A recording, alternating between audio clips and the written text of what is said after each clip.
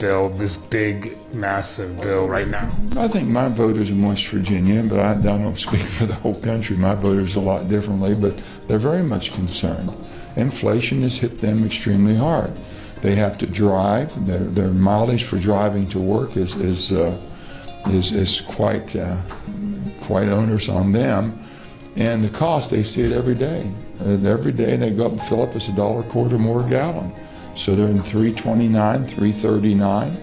Gallon of milk is now around $4 in many places, and it's taking a toll. And I hear it when I go to the grocery store, or if I go to the gas station, they say, "Are you as mad as I am?" And I says, "Absolutely." Hey folks, so we got some good news about the fourth stimulus payments that you just have to know. Be sure to stay until the end of this video to find out more information about the fourth stimulus check, and if our seniors will get a $1,400 stimulus check from President Biden. You guys don't want to miss out on this very important stimulus check news. So over 500,000 people in Maine will receive a stimulus check from their state government. That's in the coming weeks. The announcement came from the governor after a bipartisan bill allowed for a check of up to $300 to be passed earlier this month. The governor hopes the direct payments will help Maine families to some small degree during the holiday season, as they work to fully recover the economy. And there are also two main requirements that relate to one's work history and income. No action needs to be taken to request a payment, as the Maine Revenue Service will determine eligibility. That's good news, folks. And to receive the check, a person must have worked throughout 2020 and have submitted a tax return. Plus, the governor of Maine has described the check as a hazard payment of some sorts, which seems to help the hard-working people that are keeping the state running. So what about your state? Is your state doing the same thing as the state of Maine? Has your state sent out their own state stimulus payments? Tell me in the comments down below, folks.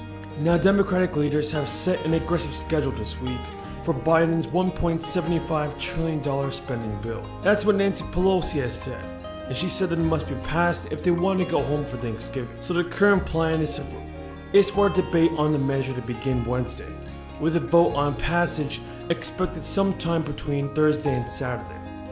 One source inside the House Democratic Caucus Tuesday meeting told reporters that Pelosi had vowed the members would not leave Washington until the Build Back Better is passed. What are your thoughts on Nancy Pelosi? Can't she get the job done and send out the fourth stimulus check in time? I want to know your thoughts on this, everybody. And while moderate Democrats have asserted that they will not support the measure without more information from the budget office, the bill hopefully will get passed by President Biden. And also, a report on the full bill is not expected until Friday. Democrats have pushed back the timeline for the bill's passage multiple times, as the party factions struggle to come to a consensus on what the whole party could support. Steny Hoyer told reporters that he believed work on the bill would be completed before the end of the week. Hoyer told reporters, "I hope to vote on it as soon as Thursday, but perhaps on Friday, and we're going to get it done this week." Do you believe that they can get the job done, folks, and send out more stimulus payments? Tell me in the comments below. So folks, the Congressional Budget Office score is expected to show that stepped up eyes for IRS enforcement of tax laws would yield significantly less than the $400 billion in revenue projected by the White House estimates.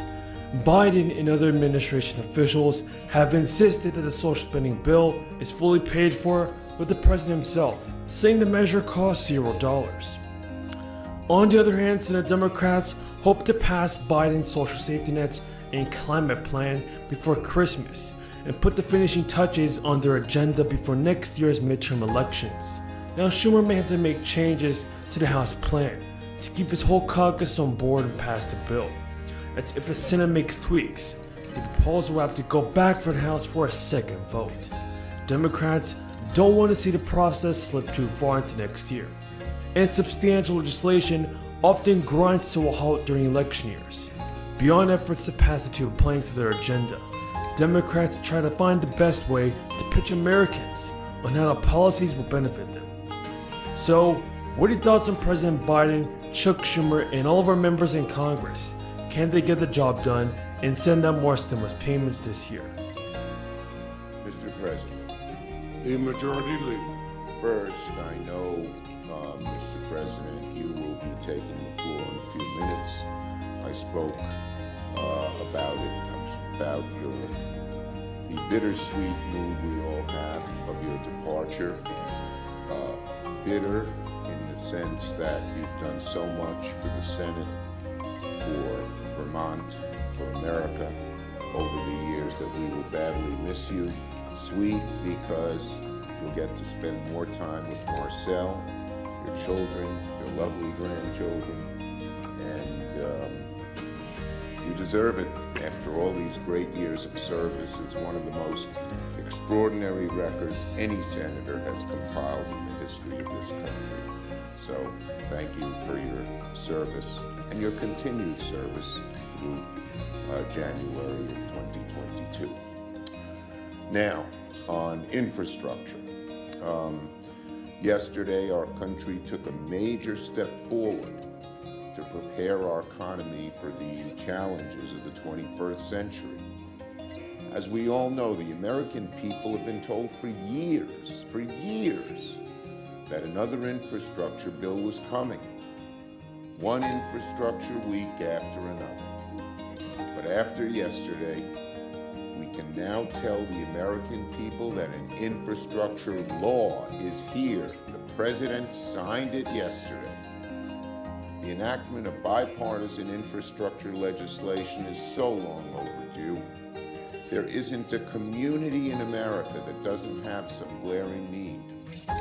Crumbling roads, dilapidated schools, untrustworthy bridges, overburdened airports, seaports, and railways. The new infrastructure law will tackle these challenges head-on. And I thank the President and my colleagues from both sides of the aisle in making yesterday possible. The President's infrastructure bill can be summarized with a four-letter word: J-O-B-S. Jobs, jobs, jobs. More local jobs, more good-paying jobs, more union jobs.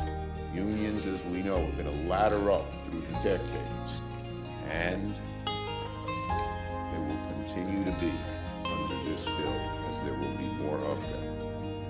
And the jobs will put people to work on projects in every state and every community. In New York, my state, dependent on good transportation. Major undertakings like Gateway, the Cross Bronx Expressway, the 2nd Avenue Subway, I-81 in Syracuse, the North Inner Loop in Rochester. The list could go on and on and on. All of them will finally get going again. Great chance of that happening after years of paralysis. And the federal dollars that the government is sending to the states is already having an effect in my state. Yesterday, our governor announced that because of the federal dollars, there won't be fare increases or cutbacks in service on the MTA and the commuter rail. That is really good news. Well, what's happening in New York holds true in every other state in the nation. Major projects that have been long awaited have a real good possibility of getting going.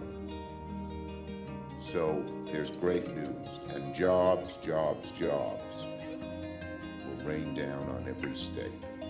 So there's much to celebrate with yesterday's signing. And in the weeks and years and months and years to come, the American people will see the benefits with their own eyes. So I want to thank President Biden for finally delivering on something the previous administrations have tried to do but have been unable to complete. Build back better.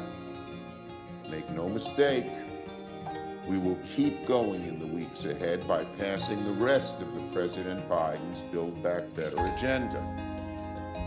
It's very simple. If we want to create more jobs,